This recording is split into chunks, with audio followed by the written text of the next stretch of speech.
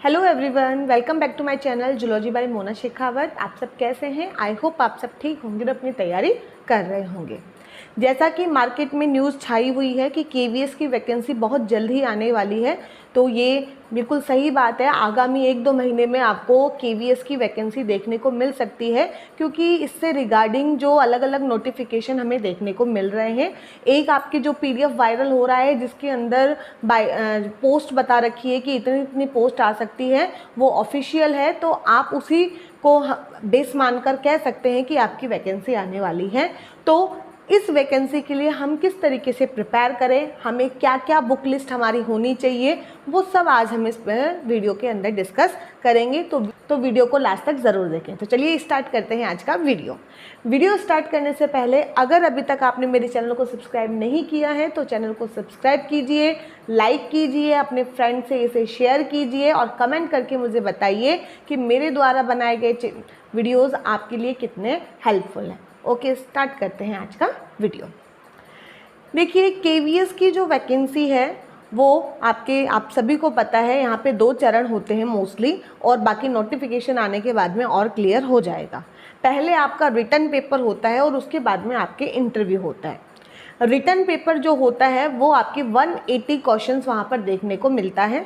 पिछली बार जो रिटन हुआ था वो हुआ था आपके सीबीटी मोड, मतलब आपके कंप्यूटर बेस्ड टेस्ट हुआ था, ऑनलाइन हुआ था वो, ठीक है। लेकिन इस बार ऑफलाइन की बात की जा रही है, ओएमआर बेस्ड की बात की जा रही है। वो सब क्लियर होगा जब हमारा नोटिफिकेशन आ जाएगा। अब पहले आपको रिटन की तैयारी करनी है। जब आप रिटन क्वालिफाई कर जाओगे उसके बाद में आपका इंटरव्यू होगा, और रिटन और इंटरव्यू दोनों को मिलाकर आपकी फाइनल कट ऑफ है वो डिसाइड होगी। तो अब मैडम हम इस रिटन के लिए क्या क्या अभी से स्टार्ट कर दें, क्योंकि वैकेंसी जैसे ही आपकी आएगी उसके 1-2 महीने में ही पेपर हो जाएगा। जैसे पिछली बार की मैं बात करूं तो दिसंबर 2022 में वैकेंसी आई थी और फरवरी के अंदर उसने पेपर भी ले लिया था। इतनी जल्दी ये काम हो गया था, ठीक है। तो बहुत ज़्यादा टाइम आपको नहीं मिलेगा। तो अगर आप तैयारी का सोच रहे हैं, अभी तक तैयारी नहीं स्टार्ट की है, तो आज ही से तैयारी स्टार्ट कर दीजिए, क्योंकि एक बार नोटिफिकेशन आने के बाद में आपको ज़्यादा टाइम वहाँ पर नहीं मिलेगा, तो आप उसको पढ़ने लग जाइए, ठीक है। रिटन को लेकर हम बात करते हैं कि रिटन में क्या क्या होगा। रिटन एग्ज़ाम के अंदर जो मेनली आपका है वो 100+80 का यहाँ पे आपको रहेगा कि 100 क्वेश्चंस जो होंगे वो आपके सब्जेक्ट के होंगे, और 80 जो क्वेश्चंस हैं वो आपके होंगे आपके हिंदी जनरल, जो सामान्य वो है जनरल पेपर है उसके होंगे। जनरल पेपर के अंदर आपको हिंदी, इंग्लिश, रीजनिंग, ठीक है, चाइल्ड पेडागोगी, आपके जनरल जीके, ये सब आपको पोर्शंस वहाँ पे देखने को मिलेंगे, जो कि मैं आपको अच्छे से बता दूंगी। बात करें बायोलॉजी के लिए कि बायोलॉजी में सब्जेक्ट में हम क्या करें, ठीक है। तो सब्जेक्ट अगर आपको अच्छे से प्रिपेयर करना है, क्योंकि 100 मार्क्स आपके क्या है, 100 मार्क्स जो होंगे वो आपके सब्जेक्ट के होंगे। और एक खास बात, केवीएस का जो पेपर होता है उसमें आपके नेगेटिव मार्किंग नहीं होती है, तो आप इस चीज़ को दिमाग में लेकर चलिए कि नेगेटिव मार्किंग वहाँ पर नहीं है। तो अच्छे से अच्छा स्कोर आपको करना है, ठीक है। केवीएस का जो पेपर होगा, मैं बायोलॉजी की बात कर रही हूँ, तो बायोलॉजी के लिए आपको सीनियर सेकेंडरी जो लेवल है उसको बहुत अच्छे से प्रिपेयर कर देना है, ठीक है। यहाँ पर यूजी पीजी के ऊपर इतना फोकस नहीं करना है। मेन जो फोकस आपका होना है वो है सीनियर सेकेंडरी लेवल, मतलब एनसीईआरटी की 11th और 12th की जो बुक है उसको पूरा अच्छे से आपको कर लेना है आपके सिलेबस के अकॉर्डिंग, ठीक है। आप मॉड्यूल की हेल्प से पहले अपने कोर्स को कर दीजिए, मॉड्यूल के साथ साथ आप एनसीईआरटी पढ़िए, ठीक है।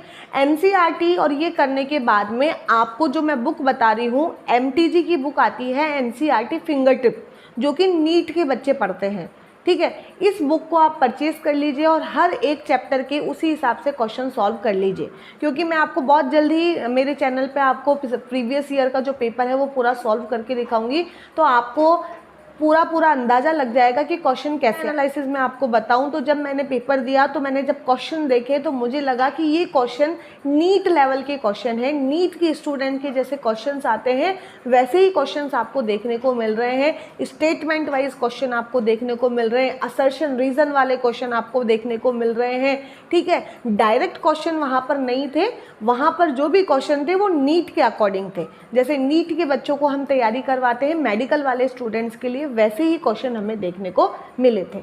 तो आप 11th-12th एनसीईआरटी, सब 11th और 12th की एनसीईआरटी पे फोकस कीजिए, उसको बहुत अच्छे से करने के बाद में फिर क्वेश्चन को सॉल्व करिए, ठीक है। फिर सिलेबस के अकॉर्डिंग अगर कुछ टॉपिक रह जाते हैं तो सिलेबस के अकॉर्डिंग हम उसको बाद में डिस्कस कर लेंगे। लेकिन अभी जब आप तैयारी स्टार्ट कर रहे हो तो मेन फोकस जो है वो आप अपना किसके ऊपर रखोगे, बायोलॉजी के ऊपर रखोगे। और बायोलॉजी में भी सीनियर सेकेंडरी लेवल के ऊपर आपको अपना फोकस रखना है, ठीक है। सबसे पहले आप टेक्सोनोमी वाला पोर्शन है उसको अच्छे से क्लियर कर सकते हो, क्योंकि टेक्सोनोमी वाले पोर्शन में क्या है, बहुत ज़्यादा रटाफिकेशन है, आपको रटना बहुत ज़्यादा पड़ेगा, आपको याद बहुत करना पड़ेगा। सीधे सीधे क्वेश्चंस आते हैं, 4-5 एग्जाम्पल आपको लिख के आ जाएंगे और बोलेंगे इसकी क्लास बताइए, फंजाई में ये किस क्लास के अंदर आते हैं। तो आपको वो क्विक आपके माइंड में क्या होना चाहिए, क्लिक होना चाहिए कि ये किस किस के एग्जाम्पल है, ठीक है। तो आपको करना क्या है, आपको कोई भी कोचिंग का अच्छा सा मॉड्यूल जो आपके पास अवेलेबल है, चाहे वो आपके एलन हो, आकाश हो, जीसीआई हो, मैट्रिक्स हो, जो भी आपके पास है मैटर, उसको आप अच्छे से पढ़िए।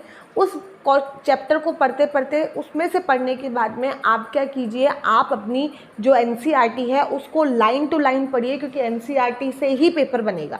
मेन जो है, मेरा कहने का मतलब है, एनसीईआरटी से ही पेपर बनेगा। और उसके बाद में आप जब पूरा आपका वो चैप्टर क्लियर हो जाए, आपका पूरा अच्छे से आपको समझ में आ जाए, उसके बाद में आपको एनसीईआरटी फिंगर टिप, एक तो ये जो बुक है एमटीजी, उसमें से उस चैप्टर के क्वेश्चन सॉल्व कर लेने सारे के सारे, क्योंकि उसमें नीट अकॉर्डिंग ही दे रखे हैं, आप कर सकते हो। दूसरी बुक जो मैं आपको प्रेफर करूँगी वो है डॉक्टर अली, ठीक है, objective book doctor Ali, English medium में ही आती है वो बुक, आप उसको देख सकते हो। उसको अगर आप सॉल्व कर दोगे, हर एक चैप्टर के एमसीक्यूज कर दोगे, तो आपकी एनसीईआरटी बिल्कुल क्लियर हो जाएगी, आपको कोई भी डाउट वहाँ पर नहीं रहेगा। तो ये अगर आप ये 2 बुक करके और प्लस कोई भी मॉड्यूल और एनसीईआरटी कर लेते हो तो आपको कोई भी वहाँ पे प्रॉब्लम नहीं आएगी, आप उसको क्वेश्चंस को डील कर पाओगे। आप उन 4 जो ऑप्शन है उसमें से एक को अच्छे से क्लिक आपके दिमाग में हो जाएगा। तो ये तैयारी आपको सबसे पहले करनी है। तो अपने दिमाग में ये कर रखा है कि केवीएस की हमें तैयारी करनी है, तो आज ही से तैयारी स्टार्ट कर दीजिए। एनसीईआरटी की बुक के ऊपर पूरा फोकस रखना है, ज़्यादा बुक के ऊपर ज़्यादा से ज़्यादा फोकस करना है, ज़्यादा भटकना नहीं है, ज़्यादा स्टडी मटेरियल भी इकट्ठा नहीं करना है। आपको ये ध्यान में रखना है कि मैं बायोलॉजी का नीट का पेपर दे रहा हूँ, बस इतना ध्यान में रखना है, ठीक है। साथ ही साथ नीट के जितने भी प्रीवियसली ईयर क्वेश्चंस हैं, ठीक है, आप 10 साल के निकालो, मैं 5 की बोलते हैं सब, मैं 10 साल की बात कर रही हूँ कि 10 साल में पिछले में जो जो क्वेश्चंस पूछे गए हैं उन सब क्वेश्चंस के आप अभी से सॉल्व करना स्टार्ट कर दो, ताकि आपका जो बायोलॉजी है उसका जो कॉन्सेप्ट है वो आपके दिमाग में आ जाए। तो ये तैयारी आपको सबसे पहले करनी होगी। जब ये तैयारी आपकी स्टार्ट होगी उसके बाद फिर आप जो जनरल पेपर है आपका 80 क्वेश्चंस का, वो आपको करना होगा। नेगेटिव मार्किंग कोई नहीं है, तो पहले आप 100 नंबर वाले पेपर है उसको क्या करो, अच्छे से उसको तैयार कर लो। जनरल पेपर को लेकर बहुत ही जल्द मैं नया वीडियो अपलोड कर दूंगी, आप उसे देख सकते हैं।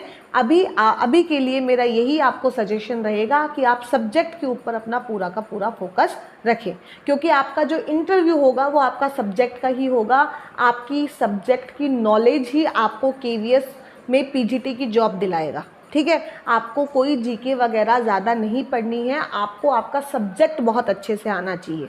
मैं अगर मेरी बात करूं तो मेरे जो नंबर आए थे रिटन में और जो कट ऑफ गई थी उसमें ज़्यादा डिफरेंस नहीं था, 4 या 5 नंबर का ही डिफरेंस था, ठीक है।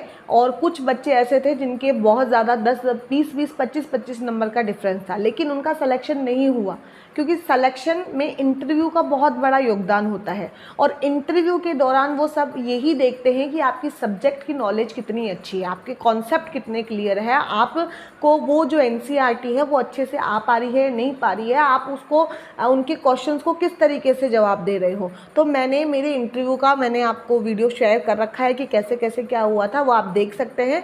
तो मैंने उस दौरान जो भी टॉपिक मैंने पढ़ाया और जो उन्होंने मुझसे क्वेश्चन किए उनके मैंने बहुत अच्छे से आंसर किए, तो मेरा सिलेक्शन वहाँ पर हुआ। तो इस तरीके से मेरा वहाँ पे सिलेक्शन हुआ।